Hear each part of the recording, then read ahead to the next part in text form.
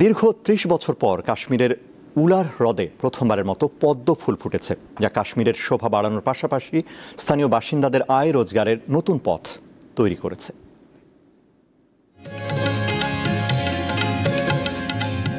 গোলাপি পদ্ম ফুলে ভরে আছে ভারতের কাশ্মীরের উলার হ্রদ।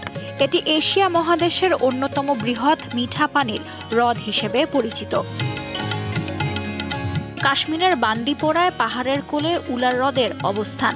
শ্রীনগর থেকে এর দূরত্ব প্রায় ৬৭ কিলোমিটার। এই হ্রদে ফুটেছে শয়ে শয়ে পদ্ম ফুল। একসময়ে উলার হ্রদ পদ্ম ফুলে ভরে থাকত, কিন্তু প্রায় ৩০ বছর আগে ১৯৯২ সালে বন্যার পর হ্রদে পলি জমে যায়, ফলে পদ্ম ফোটা বন্ধ হয়ে যায়। এক সময় এই পুরো জনপদ পদ্ম বিক্রি করে জীবিকা নির্বাহ করত।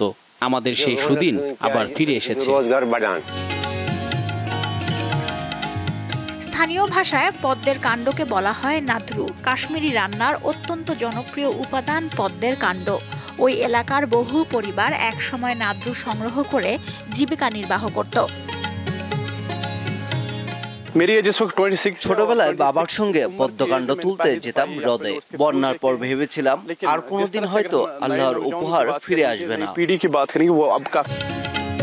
২০২০ সাল থেকে Wular conservation and management authority হ্রদ থেকে পলি অপসারণের কাজ শুরু করে, যার ফলে ধীরে ধীরে হ্রদের গভীরতা বৃদ্ধি পাচ্ছে।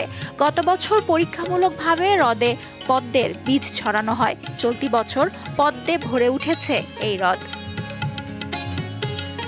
লুৎফা ফৌজিয়া, দীপ্ত, বার্তাকক্ষ।